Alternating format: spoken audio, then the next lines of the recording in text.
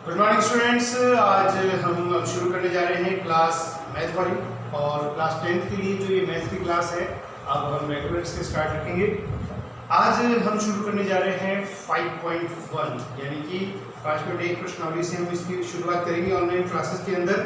और सबसे पहले आपको मैं बताना चाहूँगा जो आपके 5.1 एक्सरसाइज दी गई है इसमें समांतर श्रेणी के बारे में बताया गया है, यानी कि अरिथमेटिक प्रोग्रेशन जो है उसके बारे में हमें सभी डिटेल इस एक्सरसाइज के माध्यम से दी गई है।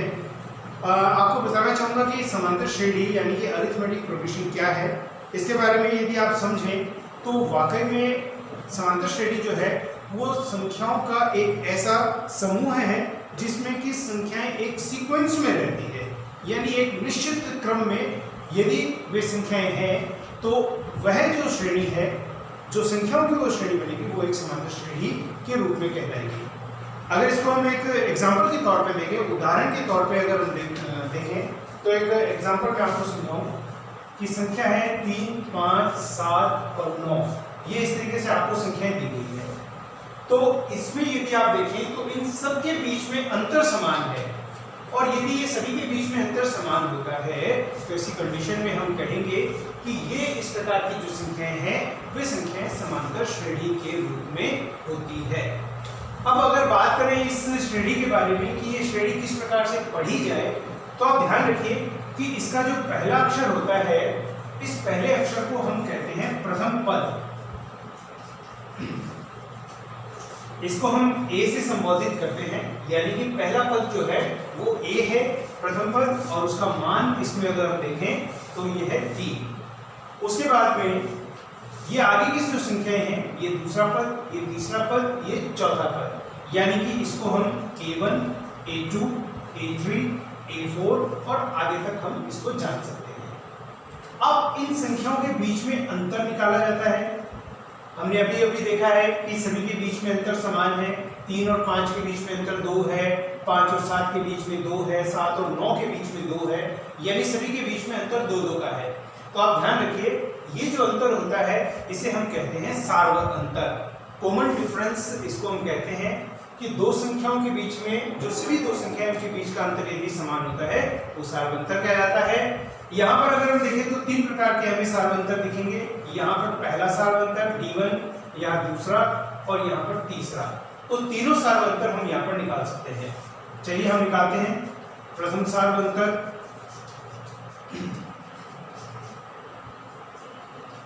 इसको हम बोलेंगे D1। D1 के लिए हमें क्या करना पड़ेगा कि दूसरे पद में से पहला पद घटाना है, तो हम बोलेंगे दूसरा पद माइनस पहला पद। दूसरा पद आपको दिया गया है 5 और पहला पद आपको दिया गया है 3। आपने इसको घटाया, आपका आंसर आ गया 2। इसी तरीके से हमें इनके बीच का दूसरा सार्वत्रिक अंतर निकालना है। तो दूसरा सार्वत्रिक अंतर के लिए क्या होगा, तीसरे पद में से दूसरा पद हमें घटाना है।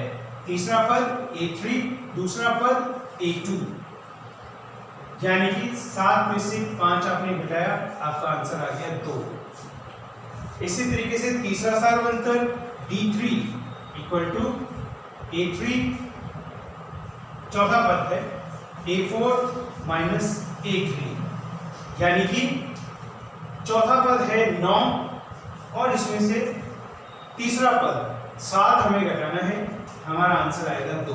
तो आप देख सकते हैं कि तीनों जो आंसर आए हैं ये तीनों आंसर समान है, तीनों सार्वत्रिक अंतर समान प्राप्त हुए हैं। इस तरीके से हम कह सकते हैं कि यदि सभी सार्वत्रिक अंतर समान होते हैं तो आपको जो श्रेणी दी गई है ये समांतर श्रेणी के रूप में है। अब कभी कभी एग्जाम में क्या होता है कि एग्जाम के अंदर हमसे पूछा जाता है ये 3, 5, 7, 9 4 पद आपको दिए गए हैं और लास्ट में आपको जाकर बोल दिया जाता है कि आप इसका चौथे पद तक दिया गया है 51वां पद ज्ञात कीजिए, 100वां पद ज्ञात कीजिए, 150वां पद ज्ञात कीजिए, जो भी आपको दिया जाए वो आपको ज्ञात करना होता है। तो ऐसी कंडीशन में जो पद आपको ज्ञात करना है वो किस तरीके से करेंगे, उसके लिए आपको एक फॉर्मूला लगाना पड़ेगा। यानी कि जो भी पद आपको दिया गया है, जो पद आपको ज्ञात करना है उसको हम nवां पद बोलेंगे। यानी 51वां पद है तो 51 का मतलब यहाँ पर n हो गया। और nवां पद यदि आपको ज्ञात करना है, कोई भी पूछा जा सकता है n की जगह 51 भी दे सकते हैं, 100 भी दे सकते हैं, 125 भी दे सकते हैं। तो जब nवां पद ज्ञात करना है उसके लिए फॉर्मूला क्या होगा, समांतर श्रेणी में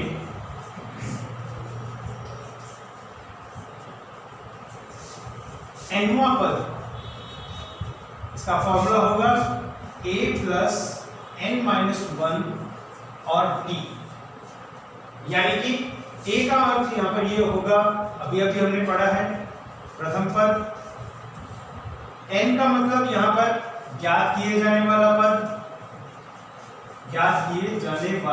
यानी कि आपको अगर 51वां पद ज्ञात करना है तो n की जगह आपको लिखना है 51, और d का मतलब आपका होता है कॉमन डिफरेंस, यानी कि सार्वंतर, यानी आप दो संख्याओं के बीच का, पहले और दूसरे पद के बीच का जो अंतर निकालेंगे वो सार्वंतर आपका कहलाएगा। तो ये इस तरीके से इस फॉर्मूले को आपको यूज करना होगा। फिर अगर हम क्वेश्चन की तरफ देखें, पहला क्वेश्चन हमें बुक में दिया गया है, उसकी तरफ देखेंगे। पहला क्वेश्चन आपको दिया गया है कि जो आपको श्रेणी दी गई है, आप जब अपनी बुक में देखेंगे तो उसमें आपको दिया गया है जो श्रेणी दी गई है आपको, उसमें आप एक तो ज्ञात कीजिए कि पहला पद कौन सा है, और उसके बाद में आप ज्ञात कीजिए कि उसके सार्वंतर क्या है। तो देखिए, हमको अपने सभी मिलकर ये करेंगे कि जितनी भी श्रेणी दी गई है उसका पहला पद हम लिख देंगे, और उसके बाद जितने भी सार्वंतर है D1, D2, D3 या D4 तक भी अगर दिया गया है तो सभी सार्वंतर हम ज्ञात करेंगे, और ज्ञात करने के बाद में हम उसको नीचे लिखेंगे कि यदि सभी सार्वंतर समान है तो दी गई श्रेणी समांतर श्रेणी में है, और अगर सभी सार्वंतर समान नहीं है तो इसका अर्थ होगा कि जो श्रेणी आपको दी गई है वो समांतर श्रेणी में नहीं है। तो चलिए पहले क्वेश्चन से इसकी शुरुआत करते हैं। आपको श्रेणी दी गई है 6, 9, 12, 15। ये एक आपको पहले क्वेश्चन में आप अपने बुक्स में देख पा रहे हैं, 6, 9, 12 और 15। 6, 9, 12, 15 ये दिया गया है, यानी पहला पद A1, A2, A3, A4 आपको ये दिए गए हैं। हमें यही बोला गया है कि पहला पद ज्ञात कीजिए, सार्वंतर ज्ञात कीजिए। तो हम बोलेंगे प्रथम पद a बराबर 6, पहला पद 6 हो गया, उसके बाद में सार्वंतर ज्ञात करना है। तो आपने देखा था सार्वंतर हमने 3 निकाले थे, क्योंकि 4 पद दिए गए थे, यहां पर भी हमें 4 पद दिए गए हैं, इसलिए 3 सार्वंतर निकालेंगे। पहला सार्वंतर D1, इसके लिए हमने कहा था फॉर्मूला लगाना है, दूसरे पद में से पहला पद घटाना है।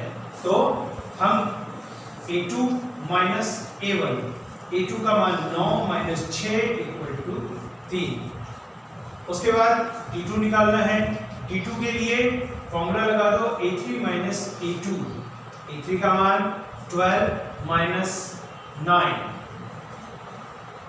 3 आ गया आंसर। तीसरा सार्वंतर आप निकालिए D3, फॉर्मूला लगेगा A4 माइनस A3, यानी कि आप 15 में से 12 को लेस कीजिए, आपका आंसर आएगा 3। तो देखिए तीनों सार्वंतर आपके समान आ गए हैं, और अगर तीनों सार्वंतर समान आ जाते हैं इसका अर्थ है कि दी गई श्रेणी समांतर श्रेणी में है। तो आप नीचे आंसर लिखेंगे, अतः दी गई श्रेणी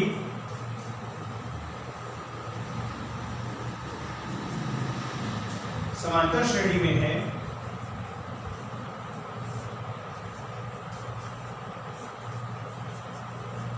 क्योंकि सभी सार्वंतर समान है।